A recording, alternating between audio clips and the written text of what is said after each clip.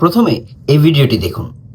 ভিডিওতে দেখা যাচ্ছে মনিকা কবির নামে একজন রাশিয়ান বাংলাদেশি মডেল গুলশানের একটা ছোট্ট শপিং মলের সামনে দাঁড়িয়ে একটা ভিডিও করছিলেন।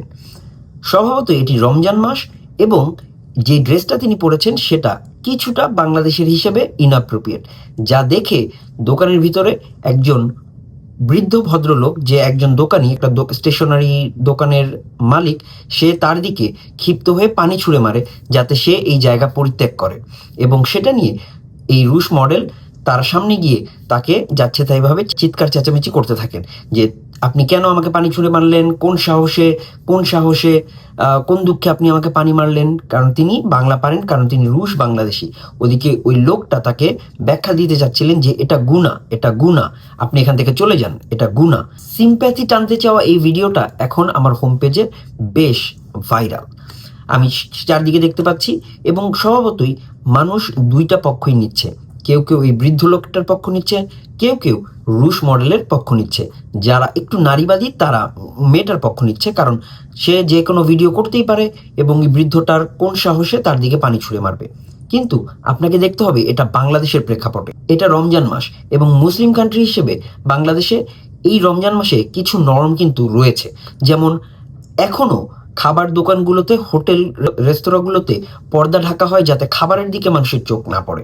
শুধু খাবার এবং পানীয় ছাড়াও এই রমজান মাসের আরও অনেকগুলো এটিকেট রয়েছে। যেমন এই সময় মানুষ অশ্লীল কোনো কথাবার্তা বলতে পারে না, রাগ কম করতে হয়, সংযত থাকতে হয়, তাদেরকে অশ্লীল জিনিসপত্র দেখা থেকেও বিরত থাকতে হয়, এবং তাদের চোখের সামনে অশ্লীল জিনিসপত্র যদি চলে আসে, মানে তারা যদি অশ্লীল জিনিসপত্র দেখে, তাহলে তাদের রোজা ভঙ্গ হওয়ার মতো বড় একটা ব্যাপার ঘটতে পারে।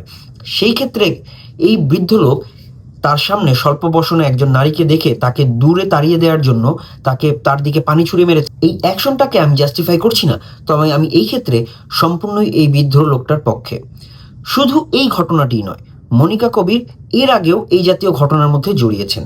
একবার দেখা গেছে একটা ভিডিওতে একজন পথচারী তার গায়ে ধাক্কা দেওয়ার পরে সেই পথচারীকে সে তেড়ে মারতে যান এবং মারেনও, এবং ওই পথচারীও কিন্তু একটু গরিব ধরনের একজন ছিলেন এবং একটা ধাক্কা দিয়ে ফেলেছেন তাকে, এবং সেটার জের ধরে সে তাকে চড়থাপ্পড় মারতে যায়, এবং সেই ভিডিওটাও বেশ ভাইরাল হয়েছিল। কি ধরনের ভিডিও বানান মনিকা কবির? তিনি নিজেকে একজন ইনফ্লুয়েন্সার বলেন। তার ভিডিওগুলো প্রথম দৃষ্টিতে আপনার ভালো লাগলেও পরবর্তীতে আপনি যখন বাংলাদেশের প্রেক্ষাপট থেকে দেখবেন তখন বুঝবেন যে ভিডিওগুলো সব সময় অ্যাপ্রোপ্রিয়েট নয়। যেমন তিনি রাস্তায় দাঁড়িয়ে একটা শাড়ি খুব রিভিলিংভাবে সে মানুষের সামনে পরবে। স্বভাবতই সে একজন রুশ বাংলাদেশি মডেল এবং সে সুন্দরী, এবং যখন সে রাস্তায় দাঁড়িয়ে একটা ভরা মজলিসে একদম পাবলিক প্লেসে একটা শাড়ি পরিধান করবে, বাংলাদেশের মতো প্রেক্ষাপটে সব লোকজন তার দিকে খুব অবাক হয়ে তাকায়, এবং এই জিনিসটাই তার ভিডিওর আসল উপাদান। সে লোকগুলোর এক্সপ্রেশন, সেই এক্সপ্রেশনগুলোকে সে ক্যামেরাবন্দি করে, কারণ ব্যাকগ্রাউন্ডে একটা ভালো মিউজিক থাকে। প্রথম দৃষ্টিতে দেখতে ভালো লাগলেও পরবর্তীতে আপনি যখন দেখবেন যে আসলে কি জিনিসটা ঠিক হলো না। আপনি যখন এই ভিডিওটা দেখবেন এবং আপনি যদি আপনার নিজেকে দেখেন যে আপনিও এই মেয়েটার দিকে তাকিয়েছিলেন কারণ মেয়েটা শাড়ি পাল্টাচ্ছিল রাস্তার মধ্যে দাঁড়িয়ে, আপনি হয়তো অবাক হয়েছেন, কিংবা আপনি অবাক হয়ে দেখেছেন যে ও একটা সুন্দরী মেয়ে শাড়ি পরছে কিভাবে, তখন আপনি নিজেকে দেখলেও আপনার নিজের লজ্জাবোধ হবে। এই ক্ষেত্রে আপনাকে অনেকগুলো জিনিস ভাবতে হবে। আপনি পাবলিকের রিয়াকশন নিচ্ছেন, পাবলিকের কনসেন্ট কি নিয়েছেন? সব জায়গায় আপনি কনসেন্ট নাও পেতে পারেন, তাহলে এটা কি লিগ্যাল হচ্ছে? এটা লিগ্যাল হচ্ছে না। তাছাড়াও বিভিন্ন রকমের পোশাক পরে রাস্তার মধ্যে দাঁড়িয়ে থাকা বা মানুষের কোলে বসে পড়া, এই জাতীয় রিয়াকশন ক্যাপচার করার জন্য আপনাকে ইনঅ্যাপ্রোপ্রিয়েট, ইনডিসেন্ট কিছু অ্যাক্টিভিটিসের মধ্যেও জড়াতে হচ্ছে। এটা কি পাবলিক ইনডিসেন্সি হয়ে যাচ্ছে না? তাহলে এটাও লিগ্যালি কিন্তু সঠিক নয়। বাংলাদেশের মতো থার্ড ওয়ার্ল্ড কান্ট্রির অনেকগুলো দেশেই কিন্তু এখন বিদেশি ইনফ্লুয়েন্সাররা যান এবং তারা বিভিন্ন রকমের ভিডিও বানানোর চেষ্টা করেন, কারণ স্বভাবতই বাংলাদেশিরা খুবই ওয়েলকামিং একটা জাতি, এবং তারা বিদেশি ইনফ্লুয়েন্সার, বিদেশি মানুষদেরকে খুব আপন করে নেয়। তারা ফুড ব্লগার হতে পারেন, তারা খেতে যান এবং সেখানে মানুষ তাদেরকে চরম আপ্যায়ন করে, বা তারা বিভিন্ন জায়গায় ঘুরতে যান, মানুষ তাদেরকে চরম আপ্যায়ন করে, এবং এটা নিয়ে অনেক ইনফ্লুয়েন্সারদেরকে আপনারা চিনবেন যারা এই ধরনের ভিডিও বানিয়ে থাকে।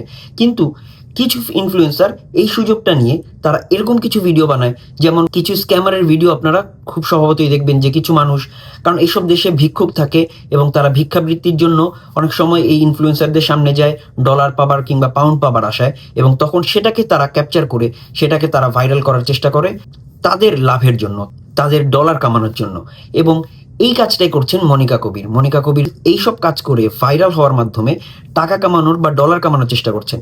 আপনি বাংলাদেশে এসে বাংলাদেশের মানুষকে অপমান করে, বাংলাদেশের রোজার মাসের এই নরমটাকে অপমান করে আপনি ডলার কামানোর চেষ্টা করবেন, এটা মোটেই সঠিক নয়। আমি এটার ঘোর বিরোধিতা করছি। আমি জানি এটা কোনো মুভি বা টিভি সিরিজের রিভিউ নয়, তবু আমি এই ব্যাপারটা নিয়ে কথা বলার একটা প্রয়োজন বোধ করেছি, তাই আজকে আমার এই ভিডিওটাকে আপনারা অনেকটা রোস্টিং ভিডিও বলতে পারেন। যদি এই ধরনের ভিডিও আপনাদের ভালো লেগে থাকে কমেন্টে জানাবেন, আর অন্যান্য ভিডিওগুলো চেক করতে ভুলবেন না। লাইক আর সাবস্ক্রাইব প্লিজ করে ফেলুন। পরবর্তী ভিডিওতে আবার দেখা হবে। আজকের জন্য এ পর্যন্তই।